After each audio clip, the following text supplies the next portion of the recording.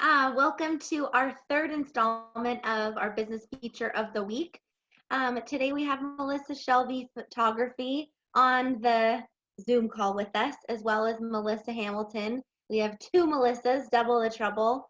Melissa Hamilton's joining us from the University of Idaho Valley County Extension Office, who's been a great community partner for us to do these incredible business features and take a few minutes each week to get to know one of our members and local businesses more in depth.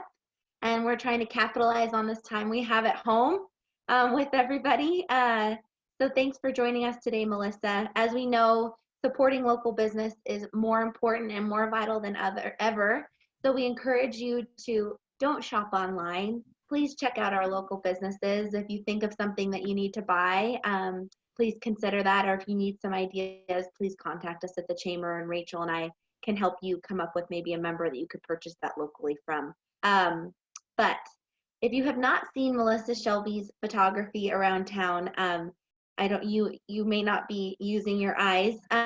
She kind of seems to be percolating up everywhere with her gorgeous photos and stunning landscapes. So Melissa, thank you so much for being with us today. Yeah, thanks for having me.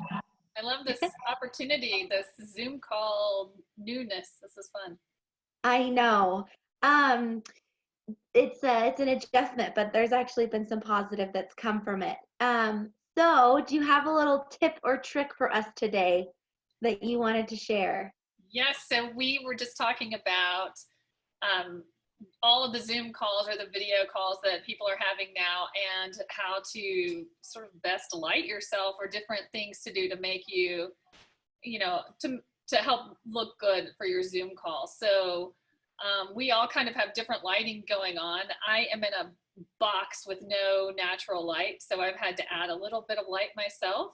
And the closer I get to the light, actually, the better it is. So I should really be sitting up closer to have my light look a little bit better. And then Melissa Hamilton is actually sitting next to a window. So she has beautiful natural light, and you see the color of it. Yes. Thank you. It has that warmth from the sun, whereas my light is just a little fluorescent one, and it is not warm at all. So if you are like me and your computer is stuck in a box or a hallway, you might look at some LED lights that are already warm, that have kind of that orange glow to them, if you want to have prettier light like Melissa does with the natural light.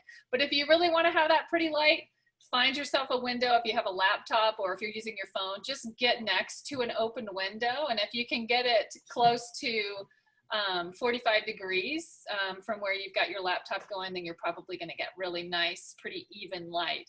And Lindsay, you have really nice even light as well. And I'm not sure what technique you're using, whether you just have a well-lit room. It looks like you've got white walls. And so white walls will help bounce all that light all around and fill in the shadows. But I can show you some ways not to be lit.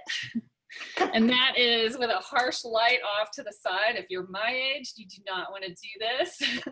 But if you can get it closer up to the front and kind of pointed down above and behind your computer, that'll help just kind of even things out a little bit better. Melissa, can we see what it looks like when you don't have any light on your face at all? Yes. So in my little dark corner, this is what I look like if I'm doing Oh, wow. There's a big difference. Yeah. So my light is just something we picked up at May Hardware. It just came in 2 packs, and it has a little a sticker on the back, and you just flip it on and off. Again, it is not daylight balanced, so it has that blue cast to it, which is not ideal, but I'm sure that if you look around, you can find some daylight balanced little LED lights that you can pop around your office space, or just stick on the wall somewhere.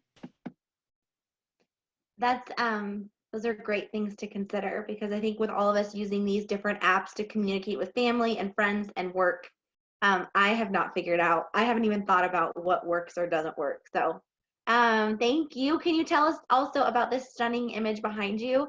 And maybe sure. we can talk about why I don't have one.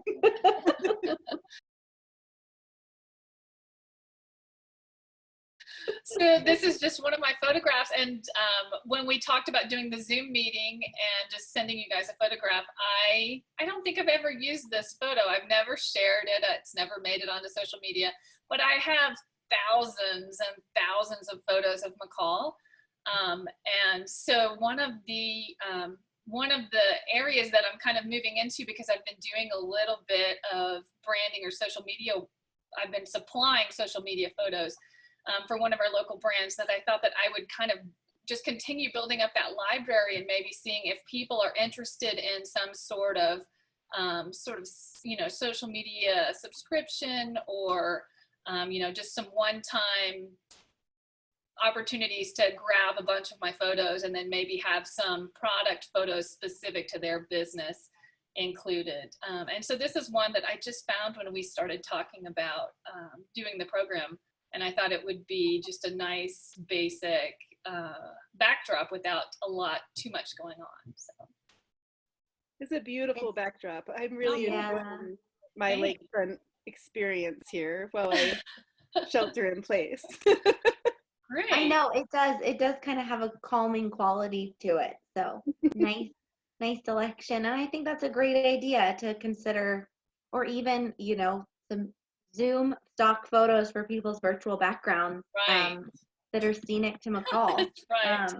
I think we should brainstorm on that idea more. Yeah, or even if it's a virtual backdrop meeting for Zoom. Yeah, I think that's what you just said. And then I know I'm always struggling to keep our Facebook and social media platforms kind of with decent photography. And I think I'm definitely, that would be a great service. So that's interesting. Yeah, if anybody's interested in that or needs to kind of beef up their social media feeds, you can always just email me, and we can kind of talk about what might work for your business, or so whatever you might be interested in. Thank you, Melissa. When did you start doing photography? I'm always curious, like, is this a skill set that you've been building since you were 2, or, when did this begin for you? Yes, so I would say I was probably in junior high. My mom got a Canon AE1 programmable film camera way back in the day. And that's pretty much when I started it. I just started taking photos all the time. And then when I got to college and I was looking around for a job in college, I actually was able to get a job as a photographer. So I would photograph races, like 5K races, and fraternity and sorority parties. That was crazy, but a lot of fun. And graduations, all kinds of random things, whatever they needed. And it was still back in the film day. So we would just have a big baggie full of rolls of film, and our cameras didn't autofocus back then. So we just would put liquid paper on our lens for where 5 feet were. And if I was taking a picture of one person, it would be vertical. 2 people would be vertical. As soon as I got 3 people or more, I'd go horizontal. And I was just guesstimating based on how far back I needed to stand and where to put my liquid paper. It was so random. It was great training though, but it was a lot of fun. So that's pretty much how I got started. I actually worked for several years as a contract photographer in college. And then when I got out of college, I went down the track of having, kind of corporate jobs. And then when I was in Alaska, I just started really getting back into photography when the switch was made back to digital. So when the early cameras were only 1 megapixel or 5 megapixels. And then once the cameras started getting a little bit more like 6 megapixels, I really made that switch. And once I did digital, I started having clients and friends and families, and I was doing weddings and portraits, and it just kept going and going from there. Melissa, can you tell us about now? What is kind of your current, what are you shooting now that that's evolved? Yes. Well, now that I have very active children who I try to keep up with on bikes and on other things, I'm no longer doing weddings. I try to keep my weekends free to chase them around. I do a lot of sports photography now, and I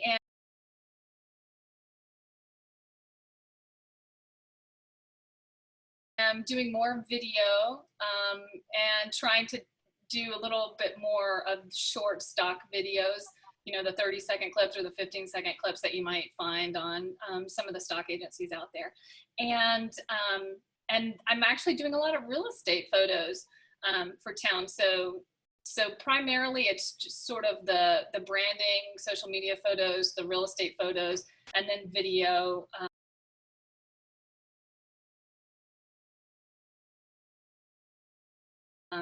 different video aspects. And then I still love to chase anything that's moving. So all of the outdoor photos and sports is kind of how I ended up being able to shoot our local sled dog races, which resulted in me being able to go to Alaska and shoot the Iditarod. So those are really like the pinnacle of the things that I love to do. So when you think about a photograph that you've taken, you know, say in the past year, that you're really proud of, like what excites you when you see a photograph, like what you're like, oh, I got that moment, like tell me about what that looks like. There's a recent one that I'm thinking of. It's from the Iditarod. It's from the start of the race. And it's just the whole pack of this one team of dogs all in motion, and the snow is blowing. So it was really impossible to focus because of the snow. It was hard to focus because of all the movement and the action. And there's so much going on. And when there's so much going on, but yet you're able to kind of capture it, those are my favorites. I love it when I definitely love the action shots for sure. When there's something moving and happening, and yet it can still, somehow you can still get that composition in there.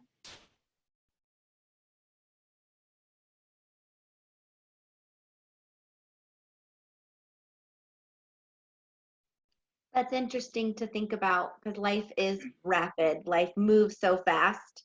And I think that's what's really cool about photography is the lens can capture that nanosecond of stillness. Yes. And I never know what that moment is going to look like until I see it. Until it comes out. Yeah. So before all of this craziness broke out, tell us about that incredible, I mean, pretty much once in a lifetime, I'm sure, experience that you got to take for the Iditarod. Tell us about that. Yeah. So, you know, we've been doing the Idaho Sled Dog Challenge here for the past 3 years. And Jerry Wortley kind of created that and started it because he was a volunteer with the Iditarod Air Force for, I don't even know how many years, but my husband's been volunteering with the Iditarod Air Force for at least 10 years. And that's how he met Jerry. And through our dog sled race here, which has just grown and grown and grown, I met so many of the Alaska race directors and Alaska judges. And I think that first year when we had this crazy weather in Cascade, it was sleeting and raining and the wind was blowing and it was freezing out there. And I traipsed out to the middle of the lake with all of my cameras and tripods. And nobody else would go out there. All the judges are just on the side, just like, what are you doing? Why are you going out there? It's blowing sideways. What are you thinking? And I spent hours out there. And I think that is the moment that actually kind of clinched the deal for me being able to go to Alaska. So they all work closely with us in our race so that we can be an Iditarod qualifier. So over the years, you know, we've gotten to know more and more of them. Obviously, Jerry and Dave know them all from doing being volunteers on the Iditarod for so many years. But the main photographer who's done it for 30 years kind of had it locked down. Nobody else thought they'd ever really be able to creep in there and be a photographer. But last year he decided to step away from the race portion and continue following up with his portrait project that he was doing called The Faces of the Iditarod, where he basically interviews and takes portraits of all of the volunteers. And that opened the door for me and 2 other photographers. And so we really had no idea that we were going to be able to step in and sort of take over something that he's been doing for 30 years. And he was so gracious and helpful to us. And we saw him all over on the race too, because he was doing his portrait project. So it was really definitely the highlight of the year for sure. It sounds like you have a lot of grit. And that's one thing that I admire about people that do the Iditarod is that they have so much grit. They do. It's so amazing. And so many of the Iditarod racers have raced here in Idaho. And so I really feel like I've gotten to know many of them more and more. And then being out there on the Iditarod, which is essentially, you know, it's about 1,000 miles. So it's like you take 3 of our races plus a little extra, and that's how long it is. Wow. It does take some grit. It's amazing. It is amazing. And those dogs are amazing athletes, and they want to go. Even at 750 miles, they still want to go. That's my favorite, I think, is seeing in the images I've seen you've taken the sled dogs, and they like the energy that comes across in those photos. And they're happy. They're so happy. They are. They're so they're amazing. We could talk. I could sit here and talk to you all day about photography and all the incredible things you've shot. We do want to ask you, you know, through these times, things are evolving and changing, but how can the community support you and your business right now? Well, you know, you actually mentioned shopping locally, and that reminded me of Gallery 55. Because I sell my artwork at Gallery 55. And one of the things that they have done recently is to create an online store. And I don't have any of my work up on there yet, but I know many of the local artists in town already do have some photos, or not photos necessarily, but their style of artwork up on the Gallery 55 website. So I would just say that's a great way. If you need something, if you need a gift, I know there are lots of pieces of pottery and small gifts and handmade notebooks, all kinds of things. So those are opportunities as well. If you can't actually purchase something local in person, you can check out their online store.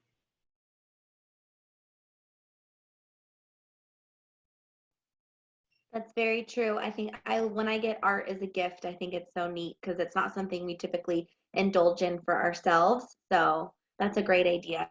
And for summer, weddings, that sort of thing.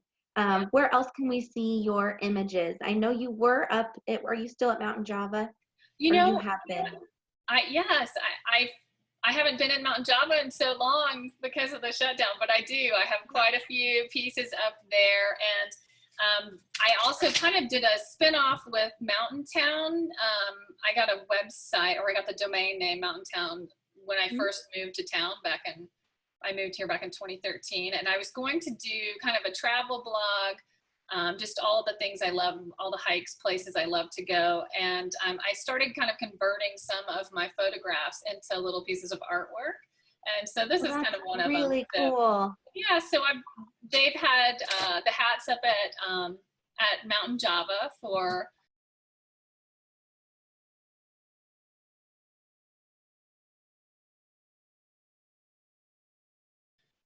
probably about a year now. And then I also do some bags that have my artwork on them that are available at Gallery 55. So those are kind of some of the new things that I've been branching out into. That's really exciting. Real quick, can you give us a rundown then of how they can find you, what your website is? It's melissashelby.com. And that links you to, you know, you can check out my artwork, the type of things that you see at Gallery 55. You can check out the branding work that I do for some of the local businesses. You can check out the Iditarod.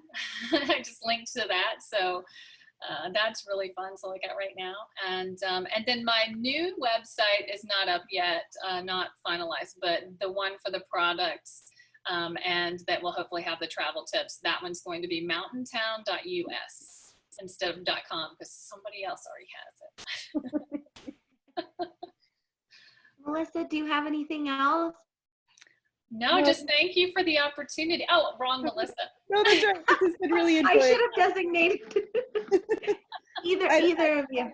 I'm really happy just to be here with the sunset backdrop. I think this has been my favorite virtual experience just because I have such a lovely picture behind me. So thank you. Oh, great. I'm glad you like it. Yeah, and thank you guys for letting me come on and talk a little bit. Yes, thank you so much, Melissa Shelby and Melissa Hamilton. And you guys, you'll look for the video at our next virtual business after hours, which is actually this week. So thank you. Thursday at 4 p.m.? Thursday at 4 p.m. every Thursday, yes. Great, thank you. Okay, bye-bye. Bye. Bye.